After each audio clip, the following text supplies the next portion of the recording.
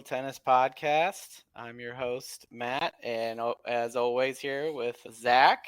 It is just going to be the two of us today.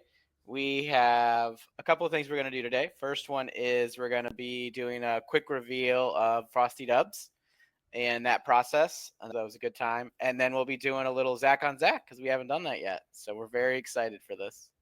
I'm very much looking forward to talking about my favorite thing, me, today. Yeah.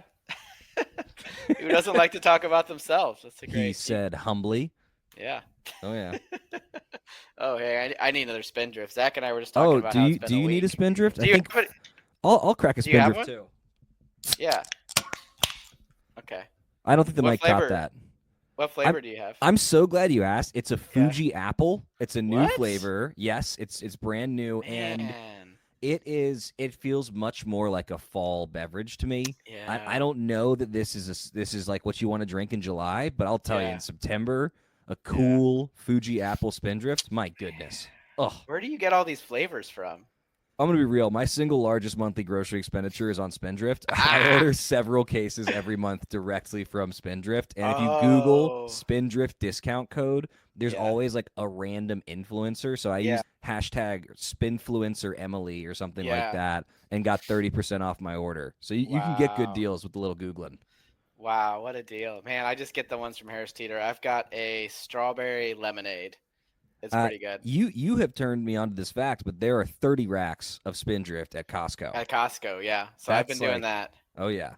That's a good way to go. They don't have the flavor variety that I'd like, but if you're looking for bulk I guess we're doing plugs early.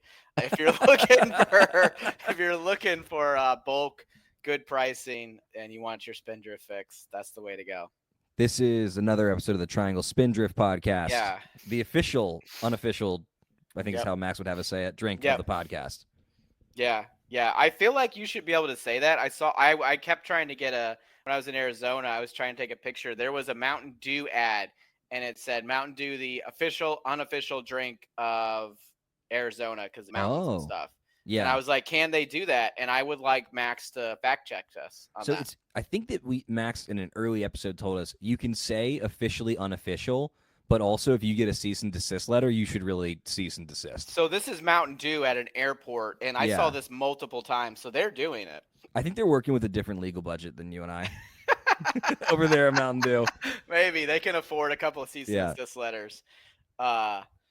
Anyways, so are we going to talk about how much better Team Sure is than Team Hanauer and Team Bible in 8-5? Good teams out there with a lot of good players. And the thing you guys don't know about this is anything can happen after the draft. There's been rumors of trades. There have been additions. I have added 2 players, actually. And there could still – I don't know. I know I'm in the midst of a possible trade. I'm waiting for feedback from Team Sure. We'll see. Actually, I was reached out to by Team Sure. And then let's go over the current teams. Does not mean that they will stay that way. Zach, do you want to do your team first? Why don't we? Why don't we do it? I'm gonna bounce around a little bit on Team Sure. It is an honor and a pleasure to be a member of this team. I am really excited. Under the advice of the official physical therapist of the Triangle Tennis Podcast, Andres Caro, I will not be on a court anytime for the next 2 weeks as I deal with a little bit of Achilles tendinopathy. But by October 15th, Andres is going to have my ankle and heel in good shape, so watch out. But yeah, so the rest of the team, we've got friend of the pod, Michael Young. We've got my pal and undefeated together doubles partner, D-Pen. Oh, nice. We've got one of the most promising young prospects in the Triangle. We've got Martin. Oh, watch out for Martin. That serve motion is pretty, so everybody keep an eye out. We've got Nikhil, who is a recent transplant from Michigan and a baller and a half. We've got the craftiest player in the Triangle, arguably, Spencer Llewellyn. Yeah. We've got he of 2 first serves, the other one, Tyler Carroll. Yeah. We've got Matt W. My goodness, that man has mountain calves. This is a stacked team. I can't wait to see his calves. But certainly not leastly, my sometimes captain and friend, Kevin Mo Young, on Team Sure. And then, of course, we've got our captain, my captain, Mark Sure. That's a pretty stacked 8-5 roster, and I don't want to cash any checks this team can't cat. I don't want to write any checks this team can't cash. But we're going undefeated. I don't think anybody really stands a chance. Absolute best of luck to you guys. You're gonna need it. Zach, you still have to remember that there's an election, and that, as we'll get into, your day job has to do with elections, and the odds of that election even being over November 6th or whatever date it is are unlikely. So you have to think about availability when you're doing this as well. Oh, it's true. It's true. Availability, again, as Max Gregson has told us, availability wins championships in rec tennis. I think I'm the only one who's got that specific work commitment between now and then, unless somebody's going to surprise me. Yeah. Why don't we go 1-1 on Team Bible, and then you can get into Team Hanauer? How about that? Oh, okay. So you want me to name? So we've got Josh Lundberg. Oh, serve and volley, nasty. That'll be a good one. Yeah, good in doubles. Yeah. Bit of a specimen, obviously on Team Bible, Stuart Bible. Yes. My oftentimes doubles partner, all around great player, great guy, great captain. He's put together a solid roster here. There's some ballers on this team. He's got someone who has defeated many of us this year, Billy Clark. He's really taken a toll on particularly even the 4-5s. Watching Billy and Spencer be on different teams is like seeing the Winklevoss twins get separated. Like it feels unnatural. I don't know if a trade's going to happen to remedy that. Mark, just to put a bug in your ear, if we could trade for Billy, I think he'd be a good addition. There's a Kentucky bias, I will say, on Team Bible. Lawrence Isaacs won a bunch of states, been there, done that for everything there is to do in triangle rec tennis. Good player, cerebral player, and all around great culture guy. So another strong addition. Yes, we've got Evan P., who I just played with this morning, actually. I played him righty. Trashed me, which I expected, but he's playing well. He's volleying well. Moving well, as always. He's moving well. That'll be a good addition. Another on Team Bible is Chris Foster, who I've just only recently seen play. That guy has a silky game. Mm-hmm. He has a game that he's not going to miss a ton, and I think he's going to surprise a lot of folks in doubles. Fantastic slice backhand as well. Yeah. Another person who has a fantastic slice backhand is Alex. I forget his last name. I know it's F. Sometimes I think he goes by Alejandro too. I meant to ask him either Alejandro or Alex. Next time you see him, ask him which one. And he also has a really nasty slice backhand. Yeah. Played with him. I actually played lefty tennis last night. I didn't serve, but I played ground strokes. Played with him last night. So that was fun. So he's going to be tough as well. Did we get everyone? I think we got at least one. I think we got two more, actually. The best beard in the triangle. And if you don't agree with us, at me. Raj Butalia. Baller. Another guy with just a very smooth game. Yeah. And a quintessential good teammate, too. Oh, and then we've got, I didn't put a last name for Mike, and it could be, is that Mike Westlander? That's Mike Westlander, because I think Mike that P is Mike Westlander. Yep. Yeah, you're right. So by process of elimination, they have Mike Westlander. I should have put his last names. The Minnesota Madman Musket Westlander. Just a little pause. The way we did the draft was at Wing. We were all getting some wings the other day, and there was maybe 10 of us, at least. And so we did it all at once. We did it together. So that was quite fun. We have never done it live before like that. So that was definitely fun. Obviously, I'm biased because I signed up to be part of this, but I really enjoy, particularly for Frosty and Frozen Assets, the draft style. I actually would like to see it for more seasons too, because everybody gets a team. It makes, especially when we got 3 or more teams, it keeps things pretty even.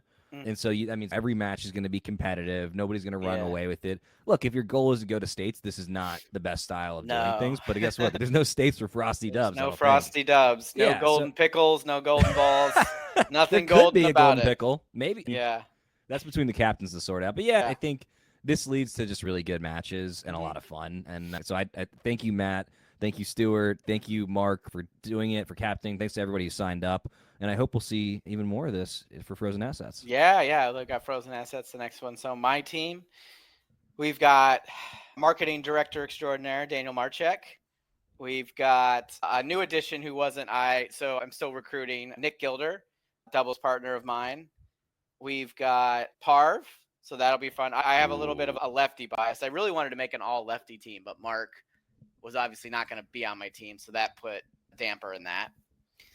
We've got, let's see if I get this right. Who else? We've got Luke Sanchez. That's his last name. Yes, I feel confident about that. So Can we get a ruling? Nose ring or no on Luke, by the way? No, Luke, right in. Do you have a nose ring? Apparently, we're not looking at your face enough. Either way, you pull it off. Someone will fact check us on that. We've got Jeff. Jeff, I'm forgetting your last name. I don't know a lot. Oh, Zhao. Jeff Zhao. I think it's Jeff Zhao. He is a 3.5, but he's probably one of the best 3.5s out there. He will definitely be bumped up, and really good game, good doubles player. So that'll be exciting to see him out there. It'll be great to hit with all these guys because I haven't hit with all these guys in like over a year. Oh yeah, just really And fun players across the board yeah, on every team. It's gonna be a great league. yeah. We've got the Gooch. That's all I wrote. I Barry think everybody G. knows who that is. Barry We've G was got rocking the yeah. sleeveless, the East End Boys sleeveless the other day, Oh, I and has can't some of wait the to most wear it. glorious tan lines that I've Mhm. seen. I think that he might be the tan line king of the triangle. Oh, really? Oh yeah, Wow. it's a good look. I don't know. I think Jody might have everybody beat because she's walking dogs 5 hours a week, and she's Ooh, very white. She's yep. very white, so her tan line is real bad. Tennis is a sport that lends itself to really It good tan does. lines. Yeah. It does. It does.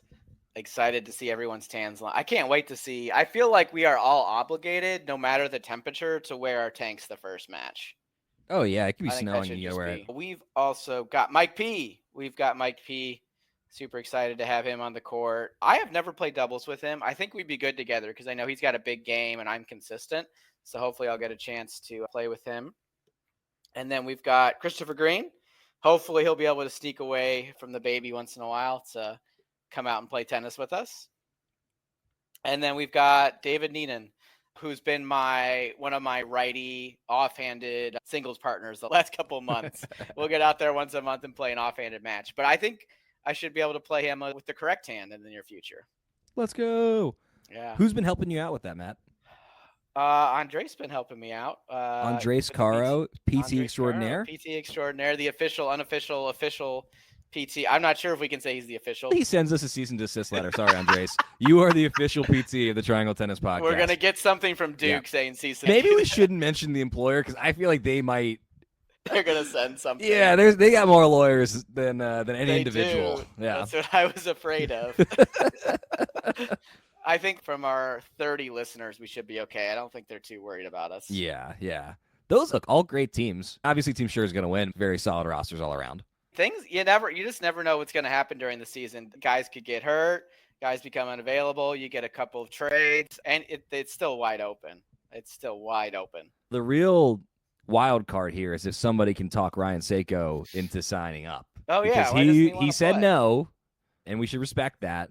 But also, Ryan, if you're listening, man, there's a spot for you on Team Sure, and we'd love to have you. It's a great group of guys.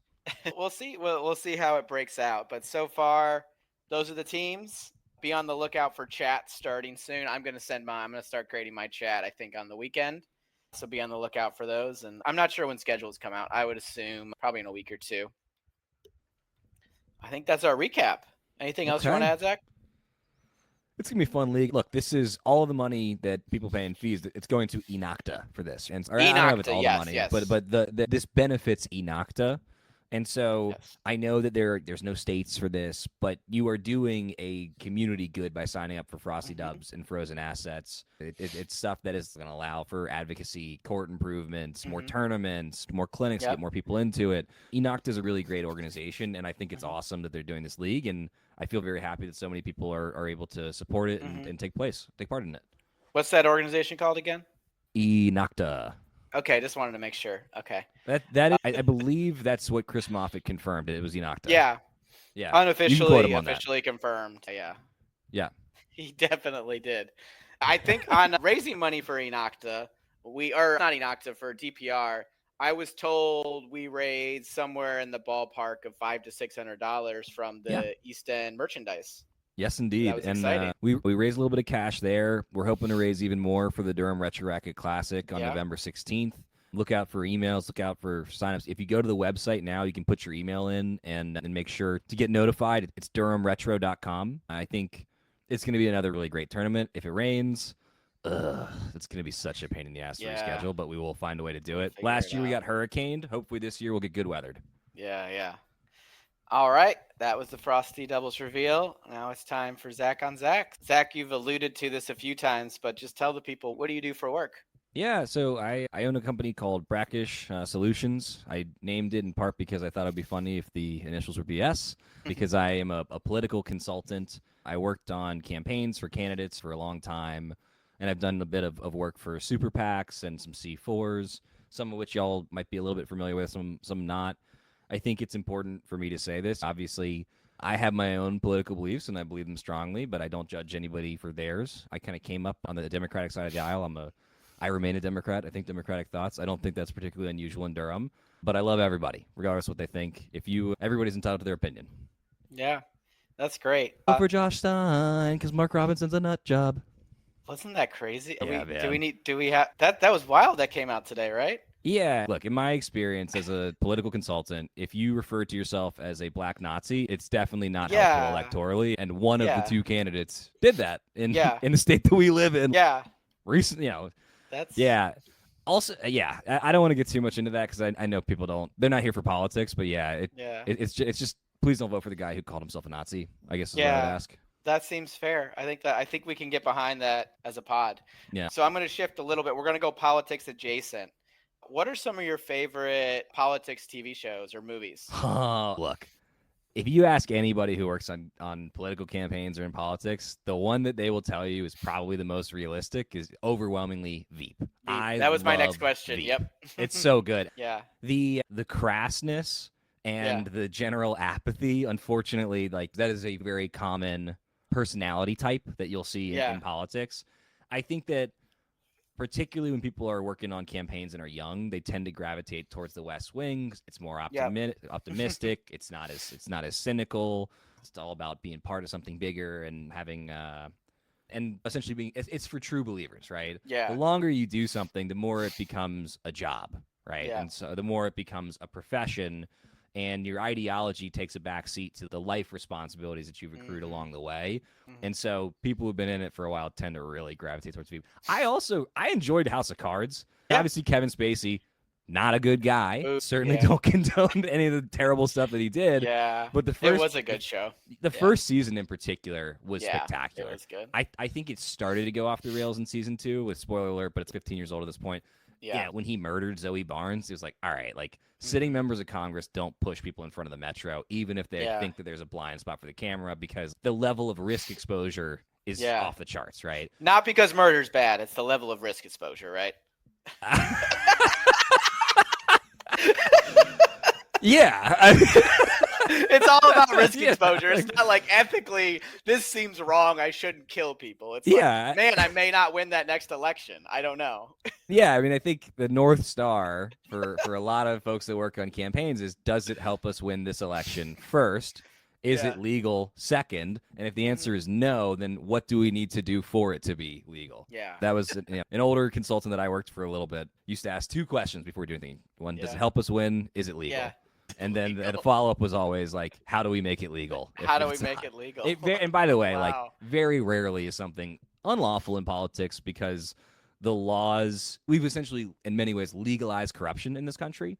And yeah, that's unfortunate. There are many consequences to that, and we see them every day in all kinds of Yeah. ways. And by the way, I'm talking specifically about at the federal level.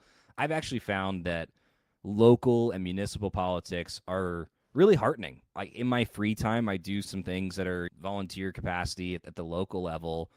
And while it might not be as sexy as some of the federal Mhm. stuff, if you want to impact your day to day or those around you's day to day positively, that is absolutely the place to be. Get involved at the local level.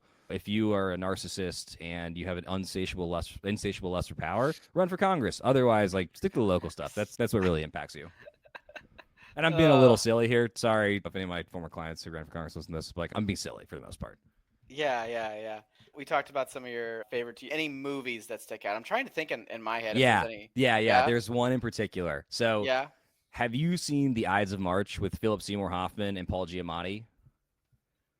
I feel like I have, but I don't remember. Spectacular in some I'll ways watch it movie. tonight. So Yeah. Philip Seymour Hoffman and Paul Giamatti, they embody what a campaign manager at the Yeah. national level is like Yeah. to a T. And both of these guys, multi times divorced, heavy drinkers, like they'll just look like Yeah. shit. And to get to that level, the personal sacrifices you have to make, the hours you have to Yeah. work, the Yeah. lifestyle that you often lead, which is pizza and beer, and you move up to pizza and liquor as you go up the ladder, it really takes a toll. You look at somebody who's run a presidential campaign while they're Yeah. running it, and then look at what they look like 5 years later, and oftentimes they will have their skin will look healthier, like they'll have a little bit more of a tan because the hours, particularly the higher up you go, Mhm. they're really tough. Yeah. And it's because look, if it's a Friday night at 10 p.m. and it leaks that your candidate said some insert bad statement, whatever your political views are, Mhm. you don't get to wait till the next day. You have to deal Yeah. with it. You have to address it. You Yeah. have to prepare for it. All that stuff. And even when you're off the clock, especially again, like the higher up the ladder you go, you're never really off the clock because Mhm. something can happen. Great Yeah. example. I thought I was going to have a pretty low key day Yeah. yesterday, Yeah. and then old Mark Robinson Oh kind of boy. blew up my day. I don't work for him. I don't work for Josh Stein, but I have a fantastic client that's doing work that I'm really proud of, who's going Yeah. to be doing a little bit of anti Mark Robinson stuff. And Seems while it all right. doesn't directly impact Yeah. us, we're downstream of it. And so it is important that we follow it. It's important that we have a press release, Mhm. all that stuff ready to go in Mhm. response to things as they're developing. Yeah. Let me go back to work a little bit. Just how does somebody, if they're interested, maybe a younger person and Yeah. they're interested in getting that career, how did you do that? I think there's two different tracks, right? You've got the Mhm. legislative policy issue based side of things, and then you've got the campaign side of things. And so for me, I very much came up on the campaign side of things. So I don't know as much on the policy legislative side.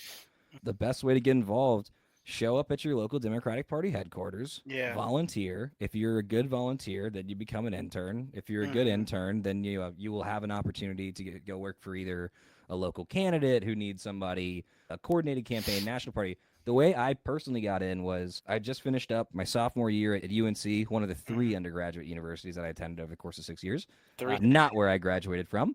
And I needed an internship. Yeah. I applied for a position on President Obama's reelect in Florida. They offered Mhm. me a summer organizing fellowship. It was unpaid, and so I know that's An not an a option. fellowship? What a great name Yeah, for an unpaid yeah. position. They Just tend to trying to pay people a little bit jeez. more now. They used to pay you Yeah. with big titles, right? Yeah, And yeah. I was given the opportunity to be a summer organizing fellow at the end of the Yeah. summer, and I just like my first day in the office, I was like, oh, I love this.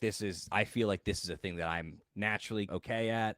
This is Yeah. a thing that I could do professionally, like to make a living off of, right? Yeah. And also, I felt it was so cool to feel like I was part of something that was so much bigger than me. And I was literally the lowest rung of the totem pole. And I was a cog Yeah. in this massive machine. But Yeah. I felt really good about the work Mhm. that I was doing. And in particular, I felt really good about registering voters.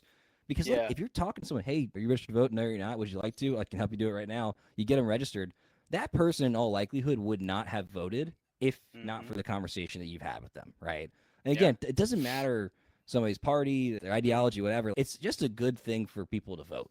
And Yeah. so to have that kind of direct democracy, it felt really good. And I Mhm. remain extremely proud of it. But anyway, offered me a job as a field organizer at the end of the summer. And I dropped out of college, took the job, much to my Yeah, parents' sure. chagrin, and I've been doing it in one way or another ever since. Yeah. Awesome. Oh, that's an interesting story. I'm gonna do a hard turn. Okay. Can you tell me about thruples? What can you just give me some knowledge? I've heard a rumor. People are saying that you know Yeah, a lot yeah. about thruples, and I'm just curious So I how don't you know that. personally know a single thing. I don't know anything about a throuple. However, I think I've had the chance to work for some really amazing candidates and organizations. In 2017, I was hired to be the campaign manager. So here's how I got the job. I worked for Hillary's campaign. That was not a great experience for a bunch of different reasons that I don't want to Mhm. say because it'll get me in trouble. But Sure. we lost, not a secret. Like I think everybody who was on that campaign, that sort of changed my plans, and I was a little bit Yeah. caught off guard by that. Yeah. Buddy of mine, he interviewed to go be the campaign manager for a school board candidate in Los Angeles, and he got the job offer, but he passed because he thought the guy was a little bit too young. He didn't have kids, and he'd only been a teacher for 2 years. So he's like, I don't think this guy's gonna win. And Okay. my attitude was like, look, I'm doing a whole lot of nothing now that Hillary lost. I'm Yeah. super bummed at the outcome of this election. And Yeah. I would like to spend a little time in Southern California because I was 24, single, and I'd heard Sure. California was a cool place to be 24 and single. Yeah. So he connects me with this guy, and immediately we hit it off. I went from being like, I'd like to see what California's like to, oh, I'd really like to work for this guy.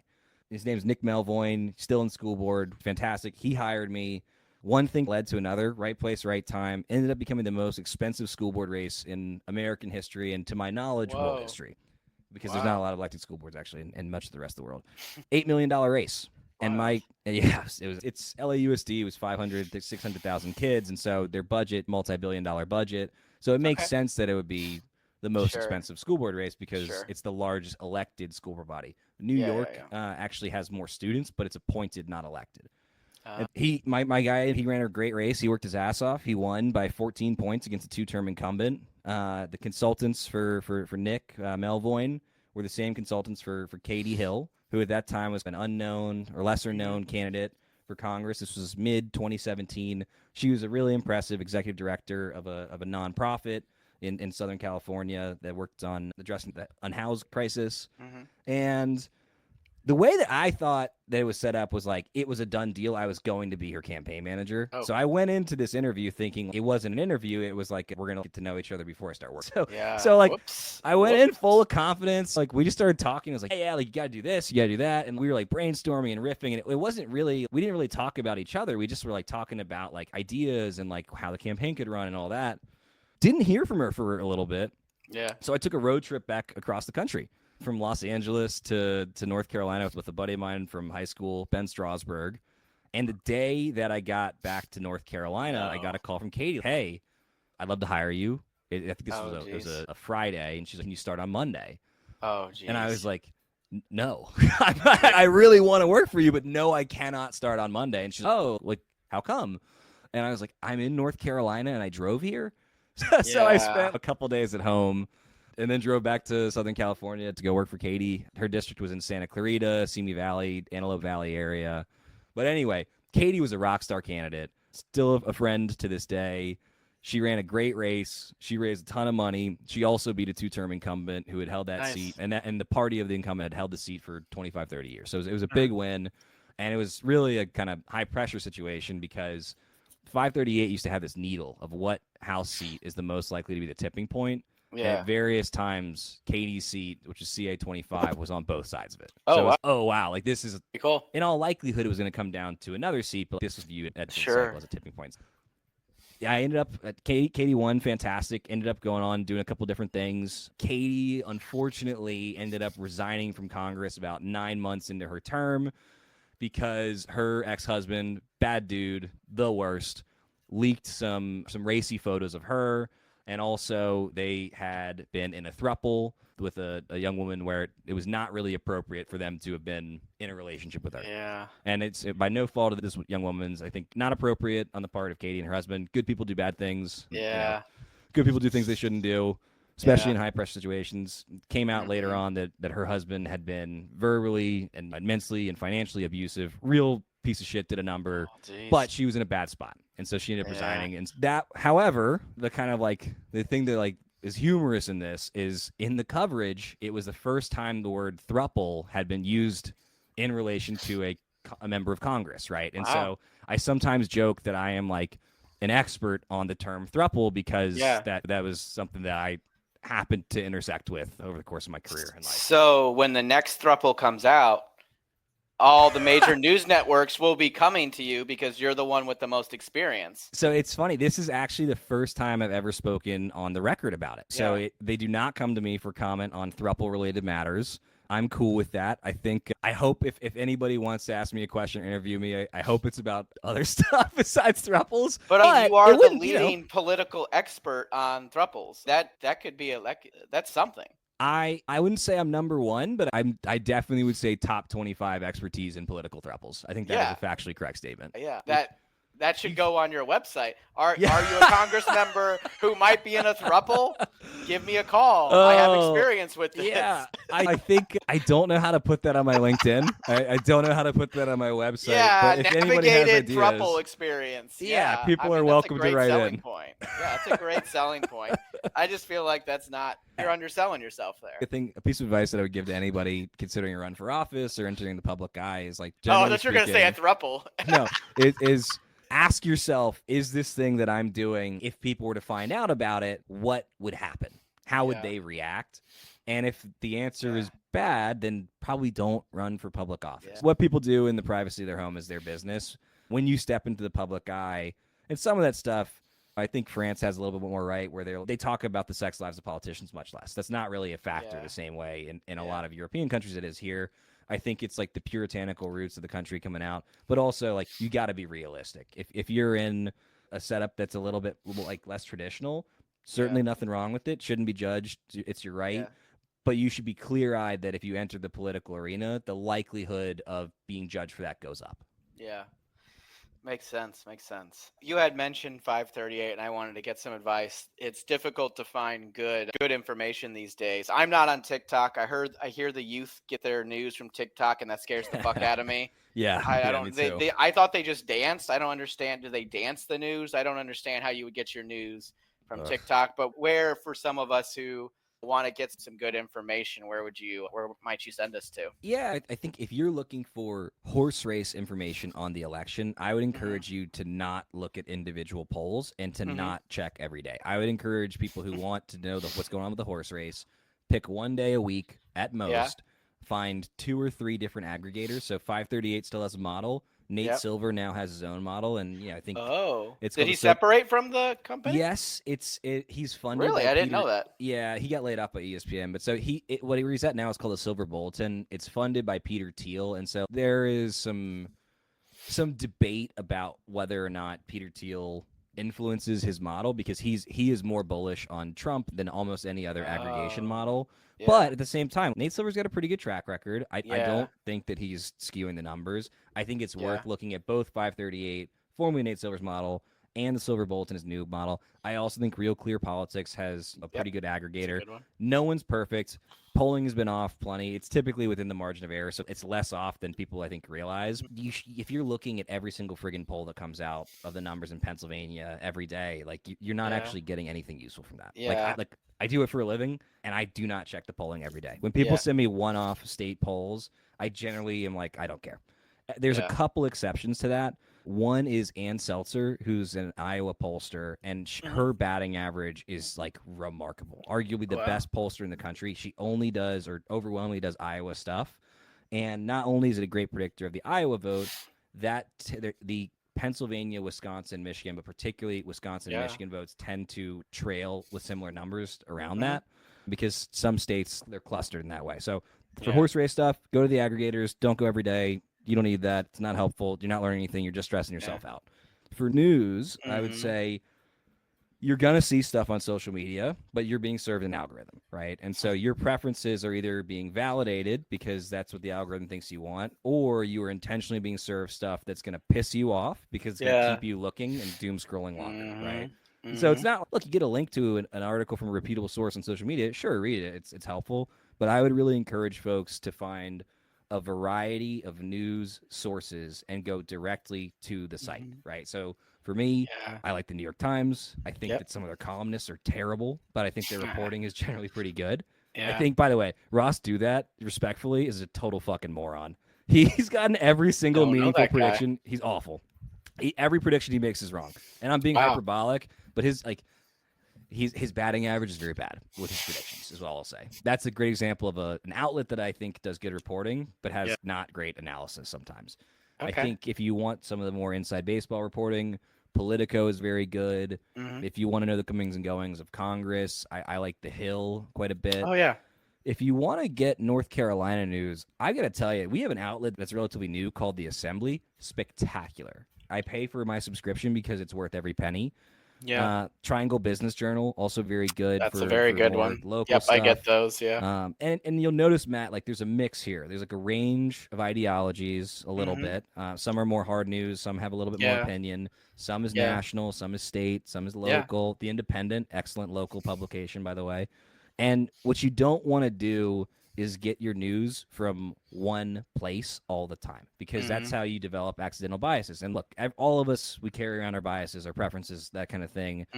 But it's important that you step out of it from time to time, right? So look, I read National Review sometimes. I do not agree with the contents of that magazine, hardly ever. But it's important for me to understand a different perspective, to hear an argument that somebody else might make. Mm-hmm. I like rage watch The Five on Fox News sometimes. If I need, it's like It's entertainment. Yeah, I've watched that show since college because it just gets me screaming at the TV. Yeah. And there's a Democratic strategist named Jessica Tarlov who is spectacular. She is so sharp, and she puts on a master class of presenting a different viewpoint in a Mhm. setting where you're outnumbered. She's Mhm. not hostile to her co-hosts. She's not lighting them up constantly. She's presenting a differing opinion in a way that I think is effective for the audience. And so big fan of hers. Bob Beckel used to Yeah. be the person who did that when I was a youngster, and I was a big fan of his as well. And anyway, I consume a lot of news. Those are the primary. Washington Post, of course, got to do it. Give me a few before we switch. Give me a Sure. few podcast recommendations too. A lot of us like to Yeah. listen to podcasts. So I'm biased on this one because every now and then I get to make a cameo. But Mhm. Politicology, which is yeah. hosted and founded by my friend Ron Steslow, Mhm. former Republican. Me and Ron do not agree on all kinds of policy stuff, but I just think he's a Mhm. really sharp mind. Matt, I know that you don't always care for the guests. I do not care for the guests. I recommend listening to the one Zach's in and skipping through the guests. Even if it's out of context, it's completely fine. I very much enjoy Ron's podcast. I enjoy the overwhelming majority of the guests too. One of my primary, my primary mentor, the officiant from Sarah and I's wedding, Mike Madrid, is a frequent contributor. Mhm. He's got a couple of great podcasts. Follow him on Twitter. He does phenomenal stuff. He's doing a series right now on the history of politics in Orange County, California. It's fascinating.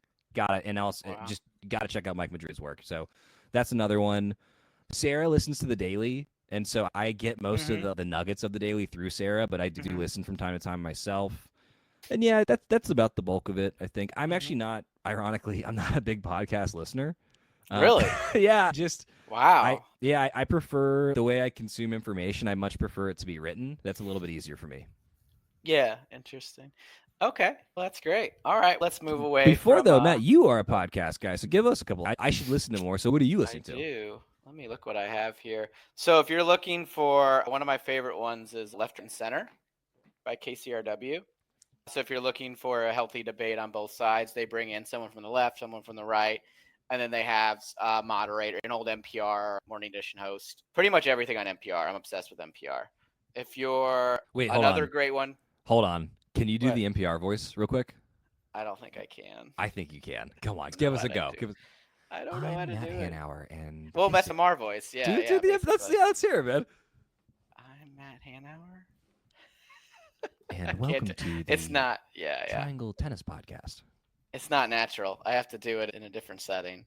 But yes, they're the famous NPR voice. NPR Politics Podcast is my other favorite one for podcasts. So those are the two I really like. And then I'll listen to the Daily Show as a podcast too, because Jon Stewart's back, and I love Jon Stewart. If we're talking non-politics podcasts, I very much enjoyed, and I don't really listen much anymore. I have a hard time squeezing the time. But Pardon My Take. I'm not I'm like neutral negative towards Barstool broadly, but I think that's a really good podcast. And then I love Bill Burr's podcast. It's absolutely spectacular. I don't know how he fills that much time solo. We've talked about this, Matt. Yeah. He just goes for an hour. It's just straight up. Just here's what I'm thinking about today for an hour, and it's hilarious. I don't know how anybody could fill that much time with that much funny the way that he does. It's very entertaining. And he does it an hour episode once a week and then a half-hour episode once a week. Wow. I'll have to check it out. All right. I think we've had enough politics talks. Let's talk tennis. Give us the origin stories. When did you start? And So I actually don't remember a time when I didn't play tennis. So I started very young. Both of my grandfathers loved tennis. My Polish grandfather, who we call Jajo, which is Polish for granddad, he was a two-hander on both sides guy. Oh, wow. And a very good athlete, kept playing until he was 80. My mom's dad, my American grandfather, he was more of a squash player, but he was also a lifelong tennis player. And on both sides of the family, I have uncles that played at a relatively high level. I have one on my mom's side that played at UVA. On my dad's side, this is a fun story. My uncle Jake, who married into the family by marrying my aunt Sonia, he at one point in time was the world record holder for the longest time playing tennis consecutively ever. It was like 100 and something hours. And in so a row? Yes. And so the way that they do it is you get an allotted amount of time per hour that you were allowed to rest. And so what him and his partner would do is they would play for several hours so they could take like Okay. or like hours and hours so they could take a Okay. longer rest so they could sleep for 30 minutes Yeah. or Yeah. take or lie down, get a stretch in. And I Yeah. forget what the final score was, but it was something hilarious, 53 sets to 49 sets. And Uh, I was like, "Oh, Jake, like when you guys were playing that, what did you do?" And he's like, "If you had to take more than a step to get the ball, we let the other guy have it, and we weren't yeah. really Yeah. swinging as hard as we could." Yeah. He set that record. It was broken shortly thereafter. He actually met my aunt at his Mhm. record-setting event. So flex. So Wow. I come from his family of tennis players, and I think I grew up playing with mostly my dad, but also my mom is like Mhm. my mom is the athlete of the family. Give her a Oh. racket or a stick, and she can hit something far Yeah. and Yeah. fast. So Wow. yeah, and I played in the juniors. Like I think we had Andres was the one on who said this. I think he lost his first 16 matches. Yeah. I believe I lost my first 13 or first 15 Wow. matches. So I didn't get off to a hot start in particular. No. I remember getting pretty frustrated, just being like, "Am I That ever would going to win a frustrate match?" you. But part of it Yeah. is most players start out in the 10 and unders, right? I played my first tournament when I was 7 or 8. So Oh wow. if you're a 7 or 8 year old playing a 10-year-old, you really are It's a hoping to big get deal. another 7 or 8 year old. But Yeah. also, a lot of the 7 or 8 year olds are like really good, and their parents have been drilling them. Yeah. While Yeah. my parents were supportive, and from Yeah. time to time, my dad would push me a little bit, they were not like, "You're going to be a tennis player, drill," or Yeah. anything like Yeah. that. So, not a great start. Peaked in the juniors. I think I hit number 20 something in the Mhm. state in the 12 and Mhm. unders.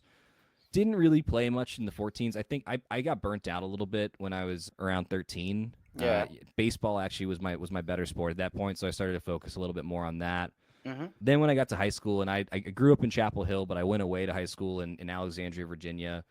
The year before I got there, the baseball team I think had gone. It was like 1 in 23. They were really bad, Yikes. and the tennis team had gone to the state championship and lost the year before I got there. So it was like, Oh. okay, I knew I was going to be able to make the varsity tennis team. I didn't know if Yeah. I was going to be able to make the varsity baseball team. I knew the baseball team was not particularly good, and I was a pitcher. And you're relying somewhat, not entirely, but somewhat on the team around you as a pitcher, right? You have good Mhm. fielders and stuff like that. Yeah.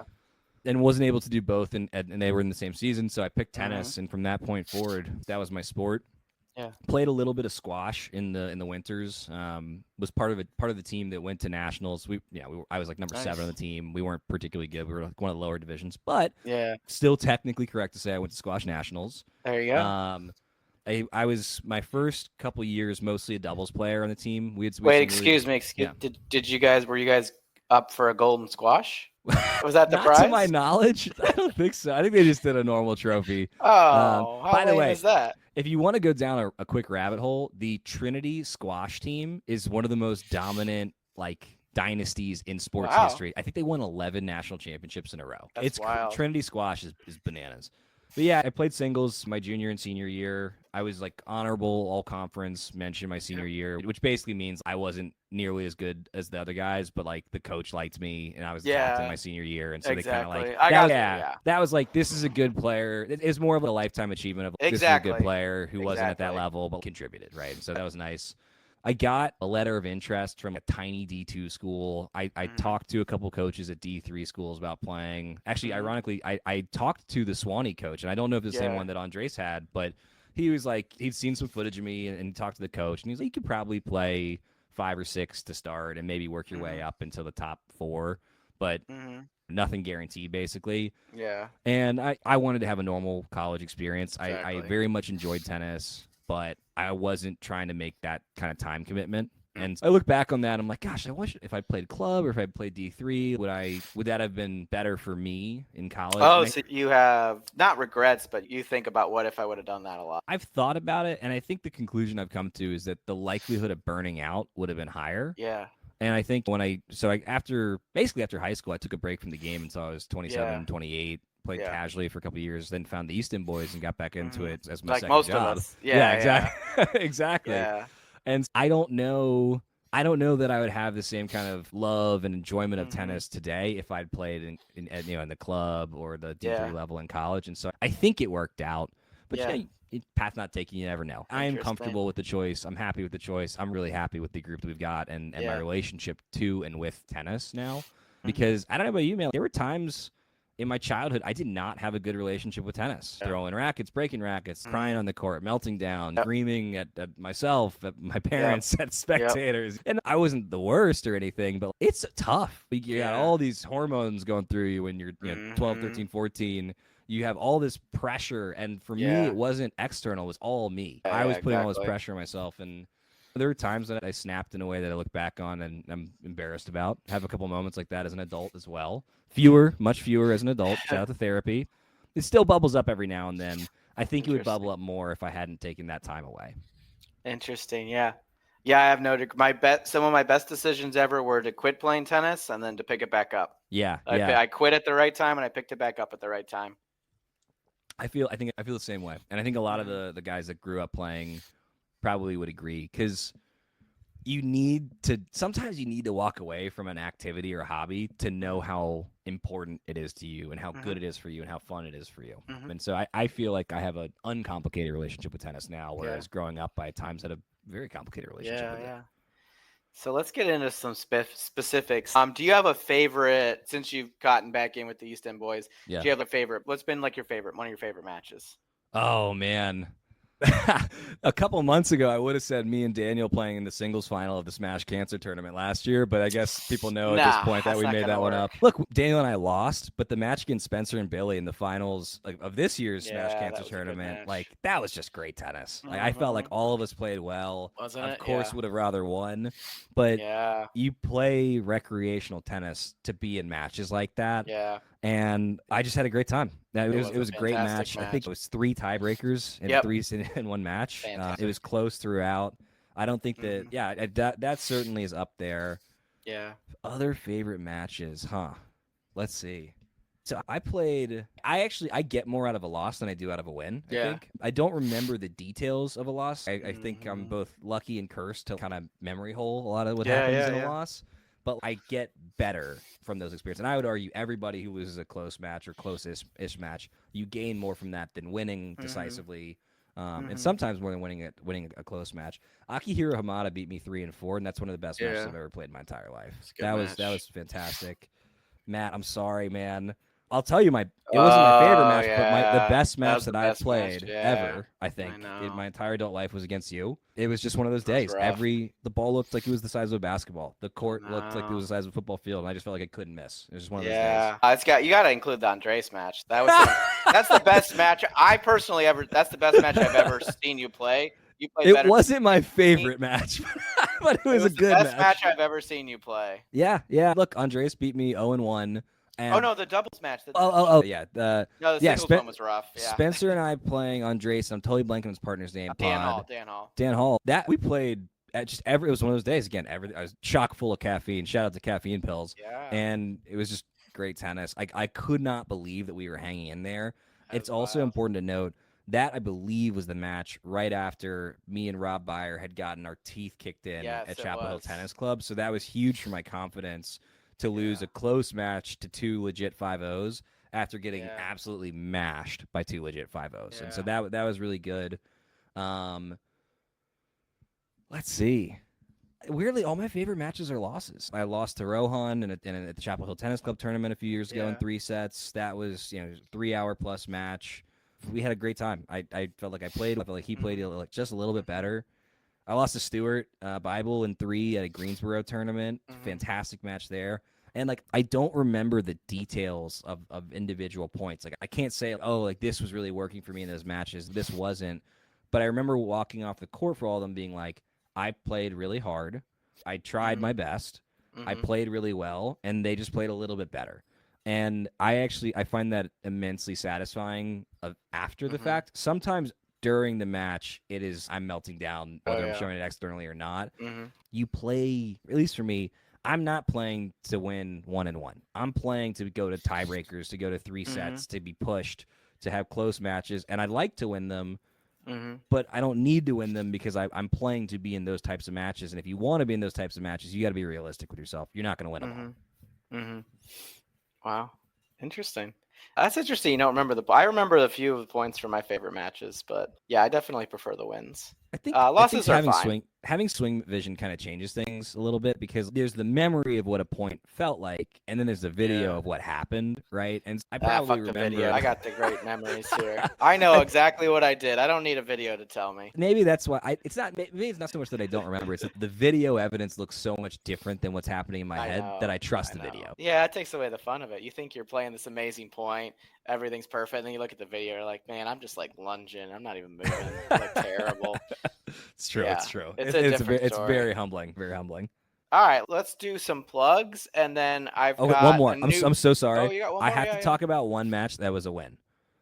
Okay, Daniel Marchek and I played two kids who I think were juniors on the Jordan tennis team. And when I say they're kids, like they're legit like 16-year-old boys. Okay. And they were better at tennis than us straight up. These kids are good. Yeah. They're really they're easy power, clean strokes, great shape, all that stuff.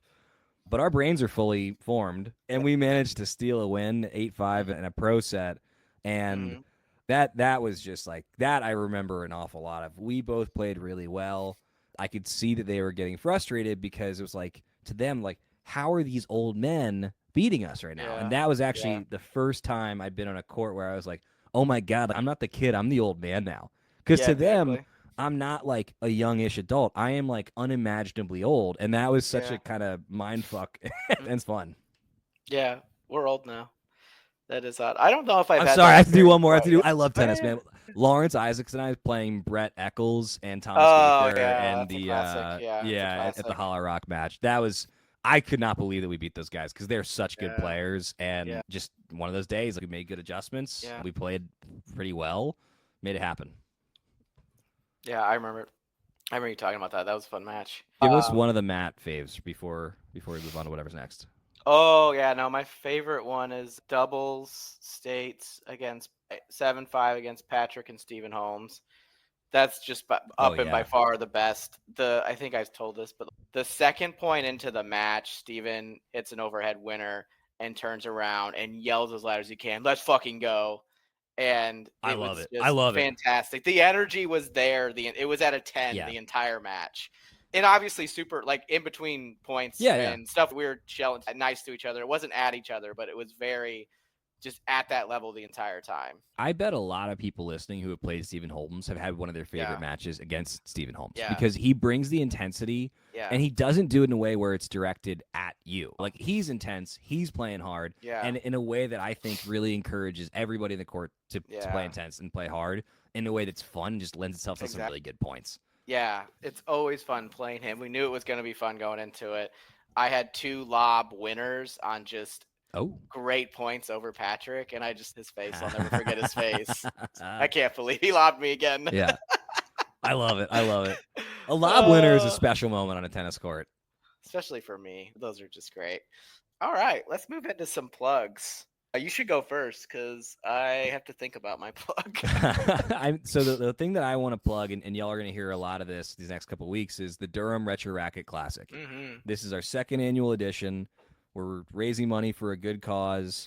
Last year, we did not raise money, not because we didn't set out to, but because it was expensive to get things rescheduled. We gave away shirts. I'm not going to name this person's name because they want to remain anonymous, but a very generous listener of the pod, friend of the pod, covered those expenses. So we didn't come out on the negative. But I think because of that person's generosity, and might have to name check them at some point about this, because it was really just a great doodly move. We are hoping we can raise a decent amount of money this year for DPR. Look, we all use these courts one way or another. It's really great to do our part. Even if you're not participating in the tournament, you can buy a shirt. You can donate something to the tournament to keep overhead low. We want to raise as much as possible for DPR, and also we want to have a great time. Even if you can't participate, you can tell a bud about it. To go to DurhamRetro.com, sign up. Everybody's welcome. The way that we're going to do it, it's a one-day tournament. We're going to group people by WTN and UTR, a proprietary mix that Michael Young and the gang are cooking up. And the idea is we want people playing against people that are roughly the same level as much as possible. If we need to do separate divisions because we have enough signups, we will. We want everybody to have a good time. If you are looking to get really intense, probably not the tournament. There's no points at stake. This is a charity tournament. You're playing with wood or retro rackets. I make a request for the champions? Sure. Short shorts. And we get obviously that. Yeah, yes, definitely wear your short shorts. A golden racket for the winner.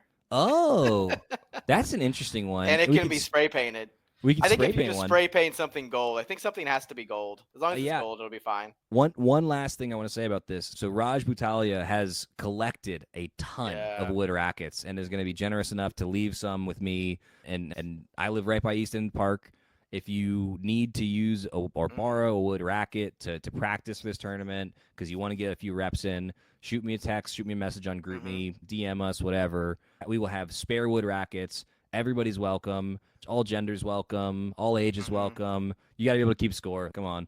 But it is a very inclusive tournament, and the goal is fun with the retro racket and raising money for good cause. Two things. First, is our signups ready to go? Are we? So you right as of the time of this episode releasing, they might very well be. As of the moment of recording, they are not. But you can go to the website, you can plug your email in, and you can make sure that you get notified when they are. Okay. Second is the names you mentioned developing the algorithm. I feel like we have a lot of data scientists in the crew that might want to review this score, this combined score that you guys are doing. Perhaps, but we only have one. We only have one vibes scientist, and that's Dr. Michael Young. This might be an honorary doctorate. But look, it was a great tournament last year. I'm pretty sure fun was had by all, and we trust Michael to make sure it's a good mix. If he wants some other folks with some more background in that, feel free to reach out to the multitude of data scientists in the crew. I'm sure it'll be fine. Whatever it is. All right. We've got a new game. Oh, we do? Yes. Tennis, Would You Rather? Ooh, so we've got 3 questions here, and then we'll end with a slight variation on our usual question because you've answered that question before. Okay, first one is, would you rather have a one-handed backhand or two-handed forehands? One-handed backhand. Really? Yeah, absolutely. The grip change is the issue with the two-handers. It's really if you play somebody with two hands on both sides, it might be counterintuitive. Go directly at their body. It's hard to get the grip right on the two-handers. Interesting. I also think it is harder to play, I think, with the one-handed backhand in the modern game, especially with the heavy topspin forehands, with all the kick serves. Because when you're hitting a one-hander above your head, you just have. It's really helpful to have a second hand on the racket when you're hitting the ball above your head, but it does create interesting angles that the two-hander doesn't always have, and it gives you a little bit more reach. A lot of players you'll see when they're on the run, whether they have a one-hander or not, they go to one hand. And so in those moments, I think there is value in it. Okay. And I think that is an easier style of play to build a game around than two hands on both sides. Okay, fair enough. All right, next one is, would you rather play next to someone hitting on the ball machine or pickleball players? Both are beginners. Oh, my God. I didn't know we were going to be talking about the fourth layer of hell here. Yeah. Oh, that's a really... I love the guy who gets the ball machine on the middle court. It's not the middle court. I think the answer is the ball machine because when I'm next to a pickleball player, that noise, I get so up. Like, my blood pressure goes up when I hear that awful noise. And I know that they're working on stuff to fix it and all that. Yeah. But I have absolutely been playing in a league or tournament match and been fighting myself mentally because the noise of the pickleball is distracting. And I know that this is a bit hypocritical for me to say that as somebody who wants more fan involvement, more cheering and blah, blah, blah. But here's the thing. We don't have that yet. So it's not like you're hearing other stuff. You're just hearing that awful pickleball noise. Yeah. And unfortunately, I am mentally weak. And it distracts me much more so than a ball rolling onto the court from time to time. Interesting. Okay, so you would rather have the ball machine then? Yeah. Okay. Because also, look, the balls aren't always going to be rolling on your court with somebody on the ball machine. Sometimes they're picking up. Sometimes they're taking a rest. Sometimes they're actually hitting it where they mean to. The noise of the pickleball is ever present. Yeah. I want to get some reaction feedback. When everyone's playing pickleball and the noise is everywhere, if it still bothers you. If I'm playing pickleball, it's not going to bother me because that's you're signing up for that. That's part of pickleball. Yeah. And it's barely a sport, so it doesn't require the same level of concentration. I want to see when you get out there. Yeah, we'll see when I peg you in the face because you don't think it's a real sport. Okay. You know what? When the ankle and heel are healed up, if we got to reschedule, we'll make it happen. It is a good sport to work into tennis because you're not moving as much, but you are moving fast and rapid. Honestly, I'm off court for at least 2 weeks. The recovery time is typically 4 to 6 weeks. Yeah. Again, in the telling of official Triangle Tennis Podcast PT extraordinaire Andres Caro, who you should all go to if you have any lingering injuries. So that third and fourth week, Pickle actually might be like a Yeah, minor league rehab start for a baseball player for exactly. me. Exactly. Yep, that sounds great. Okay, last one. Would you rather play with a random diadem racket with your strings, or a set of your rackets, but your strings are strung 10 pounds lighter and they're shitty strings? So it's a Oh. diadem racket, but you have your string set up the way you like it, or your racket with just the shittiest strings possible and strung at 10 pounds lighter. So so pretty easy for me. I'm gonna go with my racket with shitty 10-pound lighter strings, and here's Wow. the why though.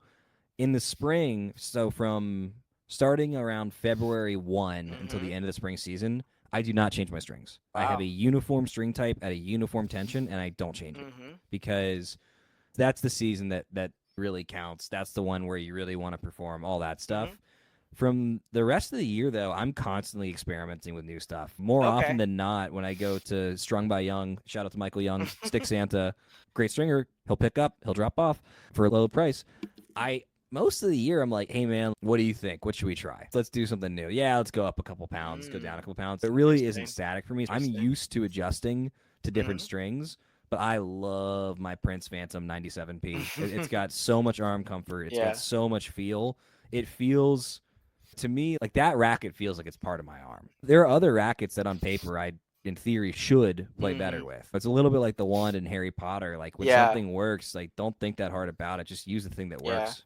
And A that for lot of me, it guys just feel works. like that with rackets, I found, because I get good deals on diadem rackets, and I'm like, hey, Yeah. try it out or something. They're like, they're very specific, I found, Yeah. Yeah. which Yeah. is interesting. Yeah, because I don't think anyone's ever bought, I haven't seen anyone buy a diadem racket. Very interesting. Hmm. People are very particular about their rackets, which is completely fine. Cool. Okay. So the last, I I like think this we're game, gonna, by the way, Matt. I think this is going to have to yeah, be a yeah, recurring yeah. with our Oh guests. yeah, Yeah. and this Yeah. is much more sustainable than guess Yes. that triangle player, because there are only so many of us and otherwise we'd have to redo that. So yes, we We will have be to playing meet this new game people again. too. Yes, Yeah, we were. we're always adding people though. I just That's added true. a new That's true. guy the other day. The chat is always ever growing, I think and maybe we generally people move. don't leave. Maybe we move to a sporadic like player spotlight. Like I think we did a Sure, spotlight of Parv one time, and I sure, think well, that'll pop up from time to time. But I think you're right. This is a more sure. engaging game, and I'm having fun playing. I can't wait to Yeah, come up with yeah, some of these hypotheticals for you. there you Can I go. I'm can I sure do you one actually?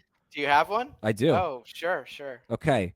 Would you rather watch a full best of 5 set ATP match between players you don't know every single day for a month, Oh wow.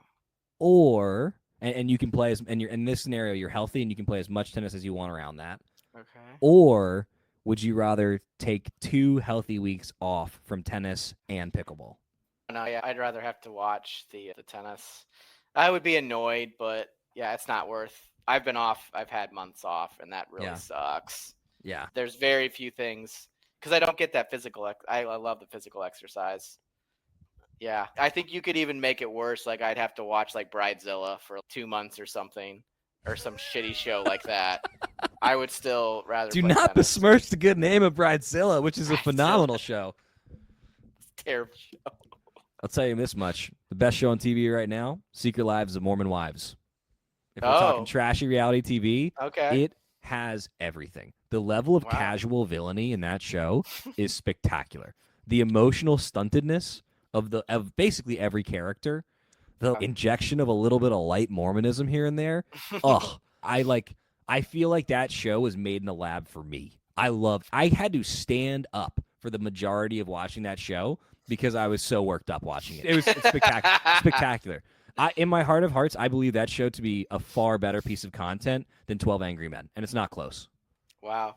Yeah. That's a strong. I'm sure we'll have some feedback on that. If That you TV want show to, yeah. is better than the entirety of the genre of grunge music. Wow. Wow. I think that might have been directed at one person individually. So we'll see if they have anything to say about that. I doubt it. All right. That's all I have right now. I've got one final question, a slight twist on our last one. Usually we ask, what does tennis mean to you? But Zach has answered that question. So, Zach, what would clay courts in Durham mean to you? Oh man, clay courts in Durham would mean to me. Oh, it would mean a lot. Like I wish I had something good beyond. It would really mean a lot because I know it sounds silly to be like all these other places have it, we should have it too. But I really mean that. I think Durham is an awesome city. I think that clay courts are easier on the body.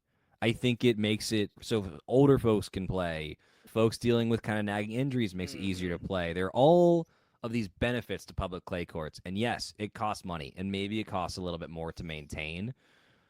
But I think that it's not unreasonable that the people of Durham say, hey, we would like this thing. We should invest in this thing. And I know that there's other stuff that we need to invest in as a city, but I cannot accept that, oh, it costs money, we can't do it. I think I think it's ridiculous. It costs money, we can do it. If enough people want it, it will become a priority. And so it would mean the world to me for public clay courts in Durham. I know it's like silly. I really give a shit about that. And I just am not going to stop talking about it until it happens. And so really, I'm sure people are annoyed, and good. Maybe if I have to annoy people into showing up to city council meetings and into raising money for DPR and Enacta so we can advocate for these things or fund these things, if that is like the role that I can play to be part of the process of making it happen, I will gladly do it. I will show up to a meeting. I will organize things if people express real, genuine interest. It's not unreasonable for us to say we want public clay courts. It's a $500 million plus budget the city has. They can absolutely allocate some of that to this. And I think that we should advocate for it and see what we can do. It would mean the world to me. It would mean the world to me. You've heard it here. Let's see what we can do. All right. That's been Zach on Zach. Another episode of the Triangle Tennis Podcast. We'll catch you later. That was great, man. That was great.